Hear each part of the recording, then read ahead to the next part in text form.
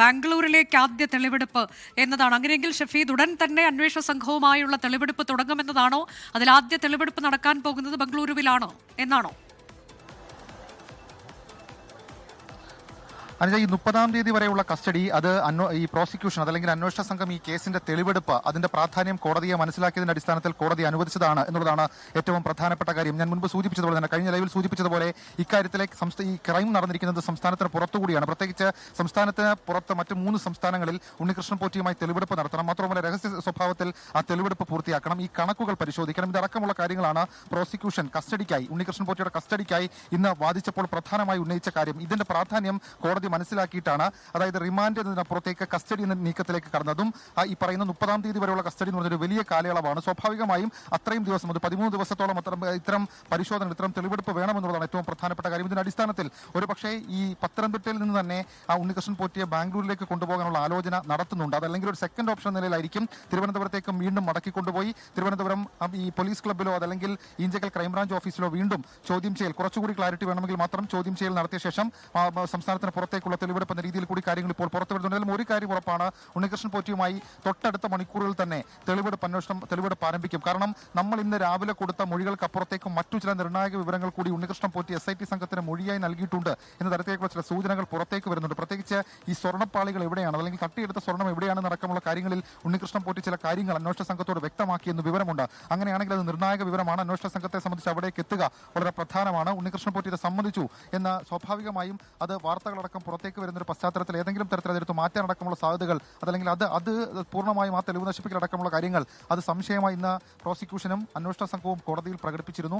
ആ സംശയം അല്ലെങ്കിൽ അവരുടെ ആ ഒരു ആശങ്ക അതുകൂടി പരിഗണിച്ചുകൊണ്ടാണ് വളരെ അടിയന്തരമായ കസ്റ്റഡി എന്ന രീതിയിലേക്ക് ഇപ്പോൾ കോടതി തീരുമാനിച്ചിരിക്കുന്നത്, റാന്നി കോടതി തീരുമാനിച്ചിരിക്കുന്നത്. ഒരു പക്ഷേ ഉടൻ തന്നെ ഉണ്ണികൃഷ്ണൻ പോറ്റിയുമായി തെളിവെടുപ്പ് നടത്താനുള്ള നീക്കം അന്വേഷണ സംഘത്തിന്റെ ഭാഗത്തു നിന്നുണ്ടാകും. നമ്മൾ ഇത്രയും മണിക്കൂറുകൾ, അതായത് ഉണ്ണികൃഷ്ണൻ പോറ്റി ഇന്നലെ കസ്റ്റഡിയിൽ എടുത്തതിന് ശേഷം ഈ മണിക്കൂറുകൾ വരെ നമ്മൾ കണ്ടത് SITയുടെ രഹസ്യ സ്വഭാവത്തിലുള്ള നീക്കമായിരുന്നു. അവർ ഇന്നും വളരെ വെൽ പ്ലാൻഡ് ആയിട്ടാണ് നിൽക്കുന്നത്. ഏത് അവസ്ഥയിലും തെളിവെടുപ്പ് നടത്തുക എന്നുള്ളത് സ്വാഭാവികമായും അവർ ലക്ഷ്യം വെക്കുന്നുണ്ട്. അങ്ങനെയാണ് ആ രീതിയിലേക്കുള്ള ഒരു ക്രമീകരണം ഇതുമായി ബന്ധപ്പെട്ട് ഒരുക്കിയത്. ബാംഗ്ലൂരിലടക്കം അതല്ലെങ്കിൽ സംസ്ഥാനത്തിന് പുറത്ത് മറ്റ് സംസ്ഥാനത്തെ പോലീസിനോടടക്കം ഇതിനോടകം തന്നെ ഇത്തരം വിവരങ്ങൾ ബന്ധപ്പെട്ടിട്ടുണ്ട് എന്ന തരത്തിലേക്കുള്ള സൂചനകൾ വരുന്നുണ്ട്. ഏതായാലും വളരെ നിർണായകമാണ്. ശബരിമല സ്വർണ്ണ കവർച്ചയിൽ 1-ാം പ്രതി ഇന്നലെ അർദ്ധരാത്രി അറസ്റ്റ് രേഖപ്പെടുത്തിയ ഉണ്ണികൃഷ്ണൻ പോറ്റിയെ 13 ദിവസത്തേക്ക്, അതായത് 30-ാം തീയതി വരെ റാന്നി കോടതി അവരുടെ കസ്റ്റഡിയിലേക്ക്, പ്രത്യേക അന്വേഷണ സംഘത്തിന്റെ കസ്റ്റഡിയിലേക്ക് വിട്ടു എന്നുള്ളതാണ് ഏറ്റവും പ്രധാനപ്പെട്ട കാര്യം. അനുജ, അതായത് ഏതാണ്ട് 2 ആഴ്ച പോലീസ് കസ്റ്റഡിയിലായിരിക്കും ഉണ്ണികൃഷ്ണൻ പോറ്റി. അപ്പോൾ ആവശ്യത്തിന് സമയമുണ്ട്, പലയിടങ്ങളിൽ പോകേണ്ടതുണ്ട്, ബംഗളൂരു, ഹൈദരാബാദ് ഉൾപ്പെടെയുള്ള ഇടങ്ങളിൽ. അപ്പോൾ അവിടെ എല്ലാം പോയുള്ള അന്വേഷണം, തെളിവെടുപ്പ്, അതിനൊക്കെയുള്ള സമയം ആവശ്യത്തിന് പോലീസിന് കിട്ടുമെന്ന് തന്നെയാണ് അല്ലേ അവരുടെ പ്രതീക്ഷ? എങ്ങനെയാണ്? അത് തന്നെയാണ്. അതായത് ഇതുവരെയും ഈ കേസിന്റെ അതല്ലെങ്കിൽ ഉണ്ണികൃഷ്ണൻ പോറ്റിയെ ചോദ്യം ചെയ്തതിലെ ക്രക്സ് എന്താണ് എന്നുള്ള കാര്യം, അതായത് യഥാർത്ഥ വിവരം SIT പുറത്ത് വിട്ടിട്ടില്ല. അത് പുറത്ത് വിടാനും സാധ്യതയില്ല. കാരണം ഇന്നത്തെ കോടതി നടപടികൾ നമ്മൾ കണ്ടതാണ്. വളരെ സുരക്ഷ അല്ലെങ്കിൽ അതീവ രഹസ്യമായിട്ടാണ് കോടതി നടപടി അടക്കം പൂർത്തിയാക്കിയത്. പ്രത്യേകിച്ച് ഈ കോടതി അടച്ചിട്ട മുറിയിൽ ചേരുക, അതിനപ്പുറത്തേക്ക് ഈ കോടതി FIR അടക്കമുള്ള കാര്യങ്ങൾ ലോക്ക് ചെയ്യുക എന്ന രീതിയിലേക്ക് കാര്യങ്ങൾ പോയിട്ടുണ്ട്. അങ്ങനെയാണെങ്കിൽ പ്രതിഭാഗ അഭിഭാഷകന് മാത്രമായിരിക്കും ഇതിന്റെയൊക്കെ പകർപ്പ് കിട്ടുകയും ഇതിന്റെയൊക്കെ വിവരം അറിയാൻ കഴിയുകയും ചെയ്യുക. ഹൈക്കോടതിയുടെ സീക്രസി സ്വഭാവം അത് ഇന്നും കോടതി ആവർത്തിക്കുന്ന ഒരു സാഹചര്യം കോടതിക്കകത്ത് നടന്നു എന്ന തരത്തിലേക്കുള്ള സൂചനകൾ പുറത്തുവരുന്നുണ്ട്. കാരണം അന്വേഷണ സംഘവും അതേപോലെ തന്നെ പ്രോസിക്യൂഷനും പ്രതിഭാഗ അഭിഭാഷകരും ഈ കേസിന്റെ ഗൗരവം പരിഗണിക്കണമെന്നും ഹൈക്കോടതിയുടെ നിർദ്ദേശങ്ങൾ കൃത്യമായി പാലിക്കണമെന്നടക്കമുള്ള കാര്യങ്ങൾ ഇതിനോടകം തന്നെ വ്യക്തമാക്കിയിട്ടുണ്ട്. അങ്ങനെയാണെങ്കിൽ സ്വാഭാവികമായും അത്തരം വിവരങ്ങൾ പുറത്തു വരില്ല. പക്ഷേ വളരെ നിർണായകമായിട്ടുള്ള പല വിവരങ്ങളും ഉണ്ണികൃഷ്ണൻ പോറ്റിയെ ചോദ്യം ചെയ്തതിൽ നിന്ന് അന്വേഷണ സംഘത്തിന് ലഭിച്ചു എന്നുള്ളത് ഉറപ്പാണ്. അതിന്റെ കൂടി അടിസ്ഥാനത്തിലാണ് ഈ കസ്റ്റഡിക്ക് വേണ്ടി ഇന്ന് അന്വേഷണ സംഘം ഇത്രയധികം വാദിച്ചത്. അതായത് ഒരു ചെറിയ എതിർപ്പ് മാത്രമാണ് ഇക്കാര്യത്തിൽ പ്രതിഭാഗം ഉയർത്തിയത്. എന്നാൽ ആ എതിർപ്പ് കാര്യമായി കോടതി പരിഗണിച്ചുമില്ല. മാത്രമല്ല ഈ കേസിന്റെ ഗൗരവം ഹൈക്കോടതി ഡയറക്ട് ചെയ്ത കേസാണ് എന്നുള്ള കാര്യം, അങ്ങനെ മുഴുവൻ ഡീറ്റെയിൽസും മുഴുവൻ വിവരങ്ങളും ഇതുമായി ബന്ധപ്പെട്ട് ഇപ്പോൾ കോടതി പരിഗണിച്ചിരിക്കുന്നു. പ്രോസിക്യൂഷന്റെ ആശങ്കകൾ, അന്വേഷണ സംഘത്തിന്റെ ആവശ്യങ്ങൾ, അവർ മുന്നോട്ട് വയ്ക്കുന്ന കാര്യങ്ങൾ അടക്കമുള്ള കാര്യങ്ങൾ അത് സ്വാഭാവികമായും ഇന്ന് കോടതി ആ ഗൗരവത്തിൽ പരിഗണിച്ച ശേഷമാണ് കസ്റ്റഡിയിലേക്ക് വിട്ടിട്ടുള്ളത്. ഇനി ഇക്കാര്യത്തിൽ അനുജ നമുക്കിതിന്റെ ഇപ്പോൾ ഈ ദേവസ്വം വിജിലൻസും അതേപോലെ തന്നെ SITയിൽ നിന്ന് ലഭിക്കുന്ന ആദ്യ സൂചന പ്രകാരം ഈ കേസിന്റെ ഒരു ഡയറക്ഷൻ നമുക്ക് മനസ്സിലായിട്ടുണ്ട്. ശബരിമല സന്നിധാനത്ത് ഈ സ്വർണ്ണപ്പാളി ആദ്യം പോയത് ബാംഗ്ലൂരിലേക്കും പിന്നീട് ഹൈദരാബാദിലേക്കും അവിടെ നിന്ന് ചെന്നൈ സ്മാർട്ട് ക്രിയേഷൻസിലേക്കും ചെന്നൈ സ്മാർട്ട് ക്രിയേഷൻസ് നിന്ന് വീണ്ടും ബാംഗ്ലൂരിലേക്ക് എത്തുന്നു. അവിടെ നിന്ന് ബെല്ലാരിയിലേക്ക് പോകുന്നു. ബെല്ലാരിയിൽ നിന്ന് വീണ്ടും ബാംഗ്ലൂരിലേക്ക് എത്തുന്നു. പല സ്ഥലത്ത് പ്രദർശനത്തിന് വെക്കുന്നു.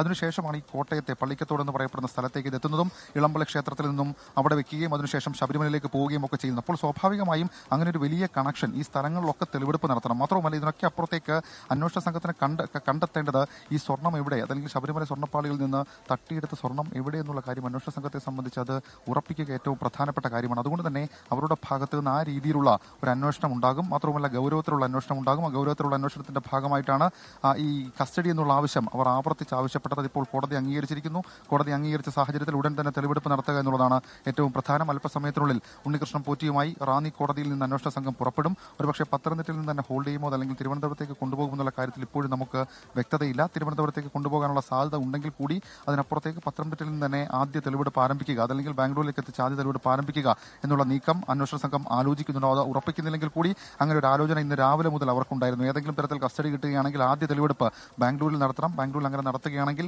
ഇന്ന് രാവിലെ മുതൽ കഴിഞ്ഞ ദിവസങ്ങളൊക്കെ നമ്മൾ പറയുന്നത് പോലെ ഈ കൽപേഷ്, നാഗേഷ് ഉൾപ്പെടെയുള്ള പല പേരുകളെ കേന്ദ്രീകരിച്ച് പല പേരുകളെ കുറിച്ചിട്ടുള്ള അന്വേഷണം വിശദമായി നടത്തുകയും വേണം. അനുജ, ലോകത്തെവിടെയായാലും ഏത് സമയത്തും 24 വാർത്തകളും ഓഗ്മെന്റഡ് റിയാലിറ്റി പാക്കേജുകളും എക്സ്പ്ലെയിനറുകളും വിശദമായി കാണാൻ ഞങ്ങളുടെ യൂട്യൂബ് ചാനൽ നിങ്ങൾക്ക് സബ്സ്ക്രൈബ് ചെയ്യാം.